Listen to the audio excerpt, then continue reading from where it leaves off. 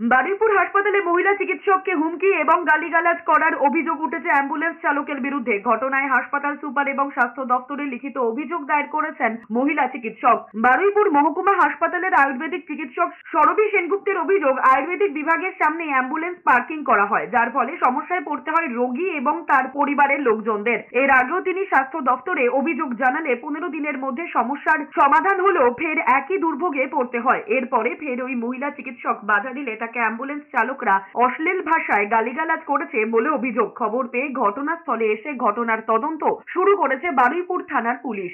সুপারকে জানিয়েছি, আমি ডিরেক্টরকে জানিয়েছি, ডিস্ট্রিক্ট মেডিকেল অফিসার আয়ুষ তাকেও আমি হোয়াটসঅ্যাপে জানিয়েছি, কারণ I am feeling insecure so much here when I am serving my duty.